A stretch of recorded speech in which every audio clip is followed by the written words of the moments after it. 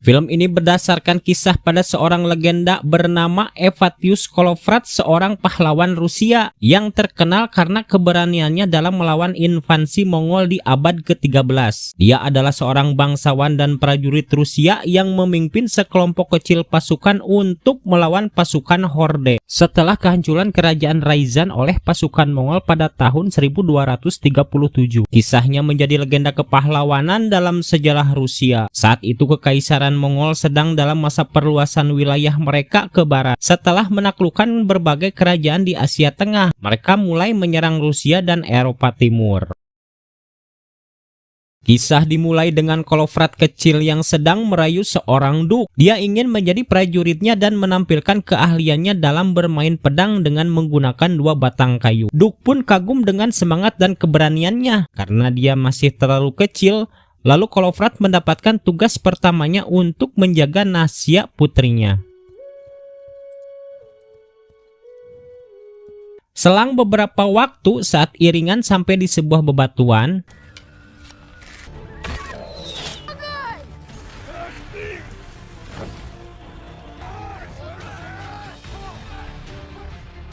pasukan Horde menyergap dari segala arah sehingga Duk dan prajuritnya terkepung. Saat semua prajurit tumbang, tersisalah Duk dan Kolovrat yang terpojokan.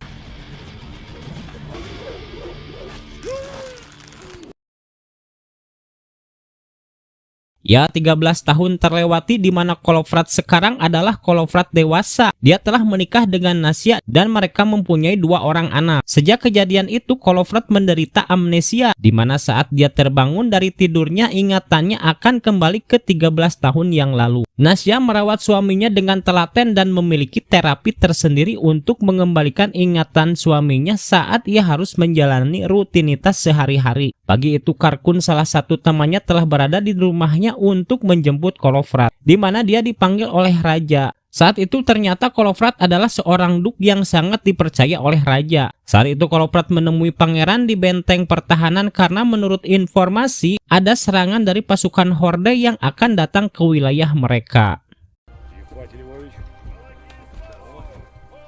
Ternyata yang datang ke wilayah mereka adalah Brajensky, pangeran dari Inggris beserta pasukannya untuk menghadiri pembaptisan.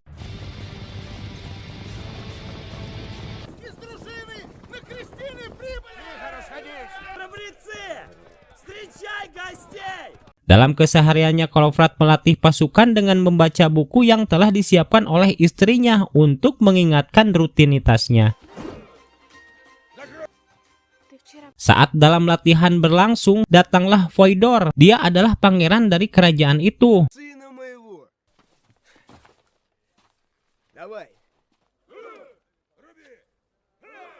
Tibalah acara pembaptisan yang dihadiri oleh keluarga kerajaan dan rakyat sekitarnya. Saat acara berlangsung, tiba-tiba seseorang datang dengan berlari membawa kabar bahwa pasukan Horde telah datang di wilayah kerajaan itu. Sontak semua orang yang berada di sana panik dan berlarian.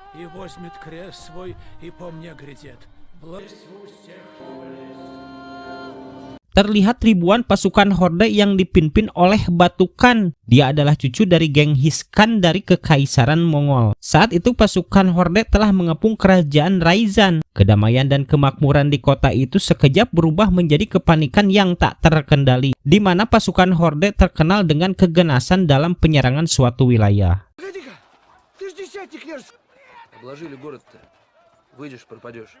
Lalu raja mengadakan rapat darurat untuk membahas keselamatan rakyat dan kerajaan. Saat rapat berlangsung, Vasili, seorang dewan kota, menyarankan untuk memberi upeti kepada Batukan agar tidak terjadi penyerangan terhadap kerajaan Ryazan. Raja pun setuju dengan saran yang diberikan itu. Karena terkepungnya kerajaan Ryazan, mereka tidak bisa mengirimkan utusan ke negara tetangga untuk meminta bantuan. Ditunjuklah 17 prajurit yang dipimpin oleh Voidor termasuk Kolovrat untuk membawa upeti sekaligus menemui Batukan. Sementara kerajaan akan menyiapkan pertahanannya untuk waktu yang tersisa jika kesepakatan yang diutus tidak menghasilkan yang diinginkan.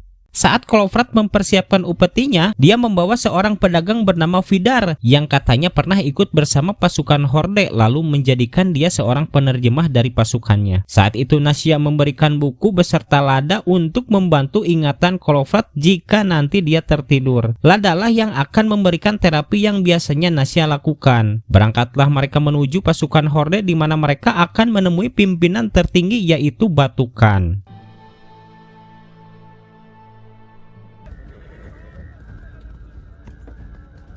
Bertemulah mereka dengan cucu Genghis Khan yang menjadi pewaris kerajaan Mongol. Lalu Vasily mengutarakan maksud kedatangan mereka bahwa mereka membawa hadiah yang dipersembahkan oleh kerajaan Ryazan. Batukan pun menyambut mereka dengan baik lalu menjamu mereka dengan makanan yang telah disediakan.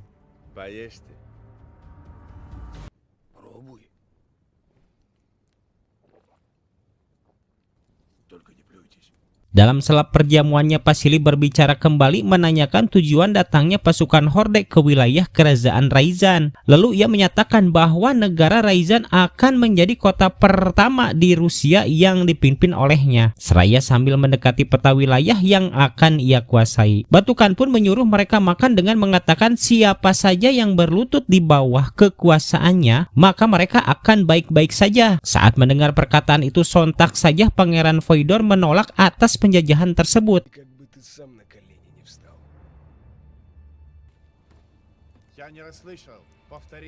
Batukan ingin mengulangi jawaban yang terlontar dari Pangeran Voidor. Dengan cepatnya Kolofrat mewakili jawaban dari Pangeran Voidor. Lalu Kolofrat mengatakan, pada akhirnya semua akan menjadi kekuasaanmu dan kami akan menyerah. Jawaban Kolofrat pun disambut baik oleh Batukan dengan memanggilnya untuk menerima surat titah yang telah distempel. Surat titah itu akan menjadi surat kuasa penuh di mana Kolofrat akan bebas mengunjungi atau meminta sesuatu seperti kuda, peralatan perang, gelar, jabatan, apapun itu di semua negara yang dikuasai oleh Kekaisaran Khan dengan keamanan yang terjamin. Dengan menerimanya surat titah itu lalu mereka disambut dengan tarian.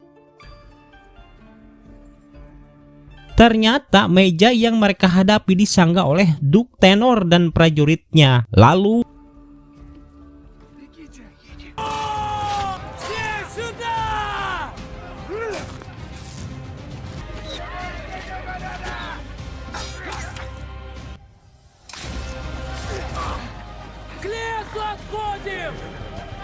saat Pangeran Voidor berlari, dia terkena anak panah tepat di bahu belakangnya. Dia pun mengorbankan dirinya untuk memperhambat pasukan musuh yang mengejar Kolofrat dan yang lainnya.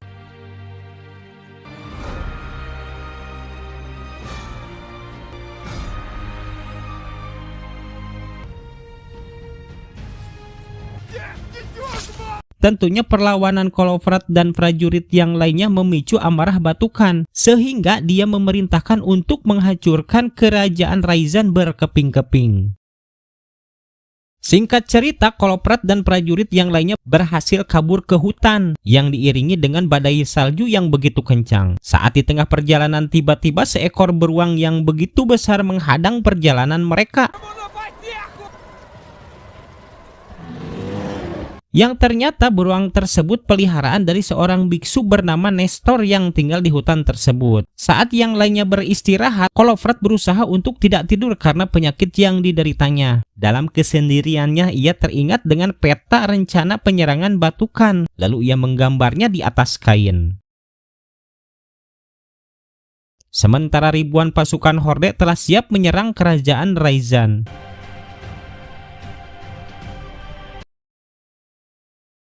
Siang pun tiba. Singkat cerita, lalu mereka beranjak dari hutan tersebut untuk kembali ke kerajaan. Saat sampai di atas bukit, terlihat dari kejauhan kepulan asap tebal berwarna hitam dari kerajaan Ryazan. Saat mereka masuk, begitu banyak korban bergelimpangan dari keganasan pasukan Horde yang terdiri dari prajurit dan duk. Bahkan anak-anak dan wanita pun tak luput dari kekejaman pasukan Horde, sehingga bisa dikategorikan serangan tersebut adalah genosida. Begitupun rumah warga dan gedung-gedung serta fasilitas umum mereka hancurkan tak bersisa.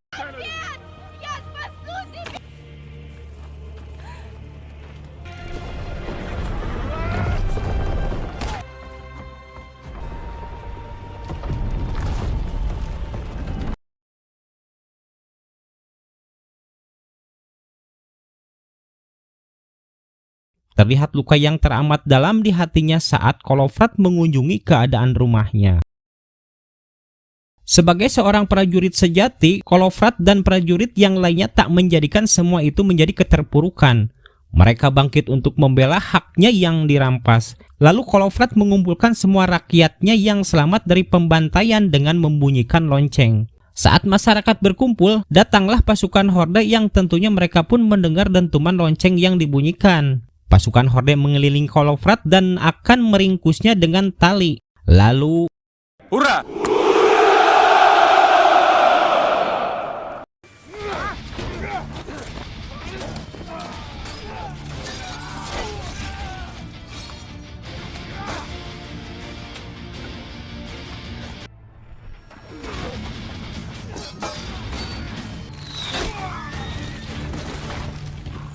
ya, dengan keahliannya memainkan dua pedang, Kolofrat berhasil menumbangkan semua musuh yang menyerangnya. Begitu dengan yang lainnya, mereka ikut membantu Kolofrat. Lalu Kolofrat menyusun rencana, di mana dia mengirimkan utusan ke negara tetangga seperti Vladimir, Kolomna, dan Murom untuk meminta bantuan. Dengan menggunakan peta yang telah ia gambar, semua utusan dapat menghindari dari pasukan horde. Anak-anak dan wanita diungsikan ke Gua Nestor yang berada di hutan. Setelah membagi tugas di posnya masing-masing, rencana selanjutnya dia akan menyusup ke pasukan horde dibantu oleh Vidar dengan cara memasukkan ramuan sakit perut ke dalam air yang dikonsumsi oleh pasukan horde.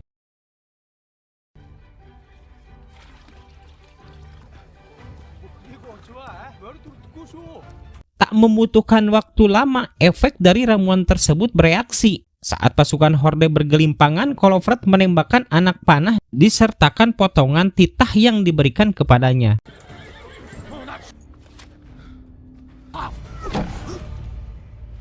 Si jenderal pun memerintahkan untuk mengepung tempat di mana arah anak panah itu berasal. Saat pasukan horde memasuki hutan, Kolofrat telah bersiap dengan dua pedangnya. Lalu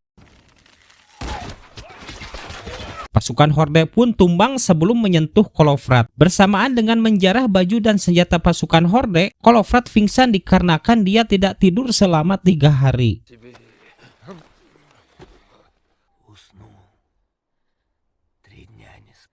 Singkat cerita, sampailah utusan ke kerajaan Vladimir. Dia menyampaikan strategi yang telah disusun oleh Kolofrat. Dalam rencananya pasukan Murom dan Kolomna akan berkumpul di bawah gunung Fleshivata beserta sisa prajurit dari Ryazan untuk melawan pasukan horde sebanyak 10.000 prajurit. Saat ditanya berapakah pasukan dari kerajaan Ryazan, dengan pedenya utusan itu menjawab 20. Pikir Raja Vladimir adalah 20.000 prajurit. Setelah ditanya kembali ternyata hanya 20 biji. Bercanda aja lu babang.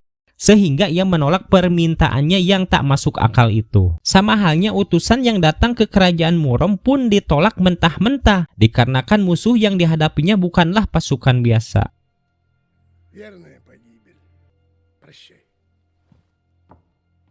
Beda halnya dengan orang yang diutus ke kerajaan Kolomna. Ia tertidur saat dalam perjalanan. Saat di pertigaan yang akan menuju ke Kolomna melewati Starika, dia salah mengambil jalur. Dan benar saja dia tertangkap oleh pasukan tersebut.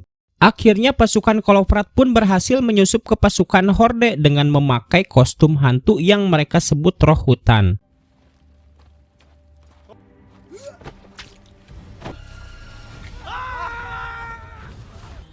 Защити от злых духов. Спаси меня.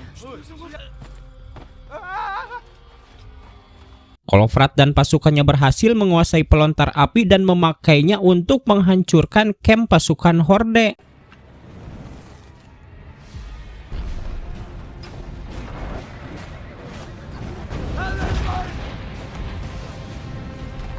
Paniklah pasukan horde dengan rumor yang bahwasannya roh hutan telah marah terhadap mereka.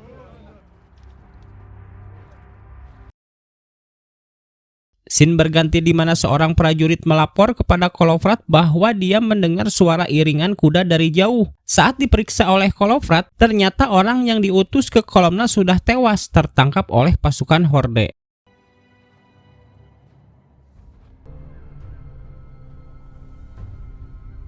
Dikepunglah Kolofrat dengan kekuatan 300 prajurit.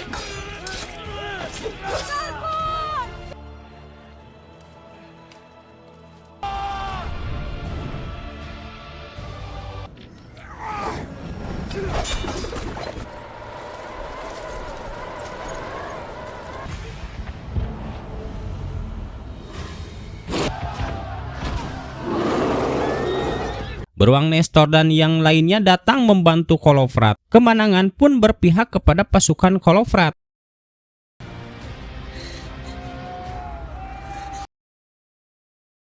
Semakin kuatlah berita tentang roh hutan itu di kalangan pasukan Horde. Dengan bukti 300 prajurit tewas diserang beruang saat penyerangan dilakukan. Sehingga mental dari pasukan itu melemah. Jenderal pun ditugaskan oleh Batukan untuk mengembalikan mental para pasukan.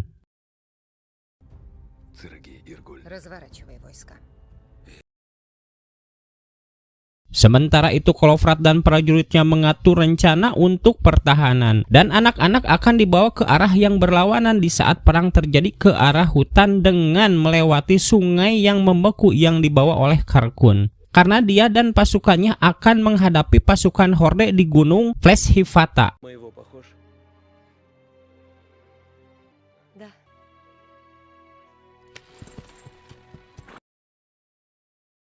Lalu mereka mempersiapkan jebakan dan pertahanan di gunung tersebut.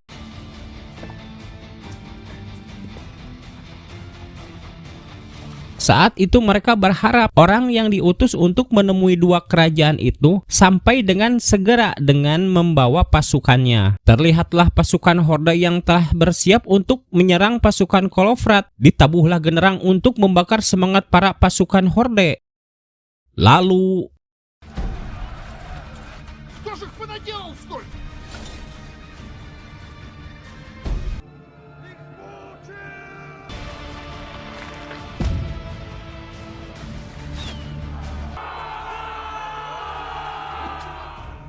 sementara Karkun dan anak-anak dalam perjalanan terhambat oleh reruntuhan pohon yang menghalangi jalan mereka.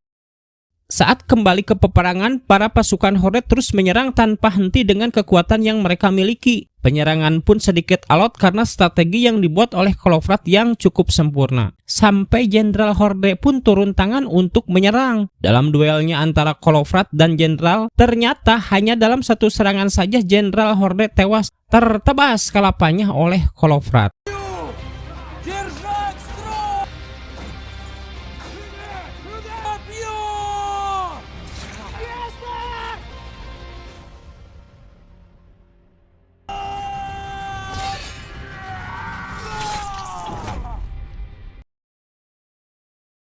Kita kembali ke Karkun. Mereka telah sampai di sungai yang membeku. Saat dia bersiap merentangkan layarnya, tali pengikatnya susah dibuka akibat salju yang membekukan tali tersebut. Lada pun menyuruh anak-anak untuk meniup tali itu.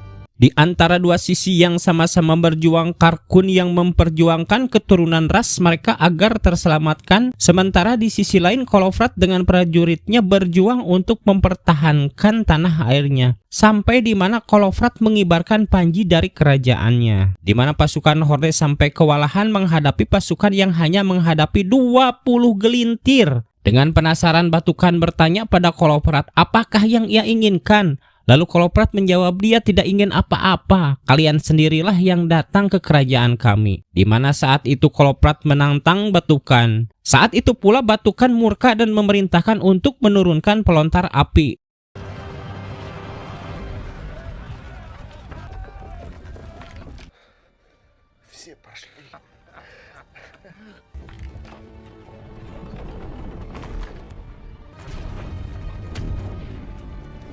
Dan Kolofrat pun terkena lemparan batu dari pasukan Horde.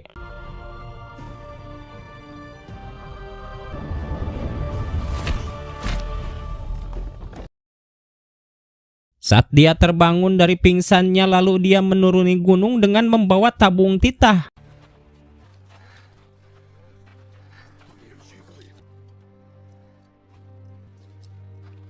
Kolofrat pun terkulai lemah dan berbicara kepada Batukan, ambil ini, suatu hari kami akan mengambilnya kembali, dan saat itu kamu akan berlutut.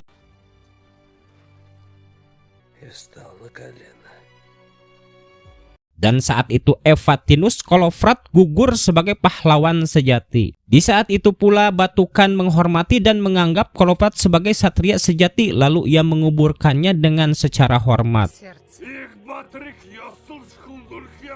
Похор... Чтобы был он выше холма, на котором... Dan film pun tamat.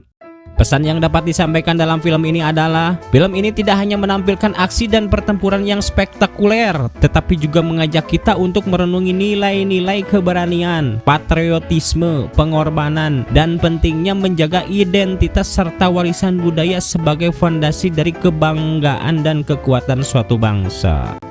Kisah sejarah yang sama dalam sejarah umat Islam yaitu Perang Badar, yang dimana umat Islam melawan kaum Quraisy dengan jumlah tidak seimbang antara 313 orang versus 1000 orang dari kaum Quraisy.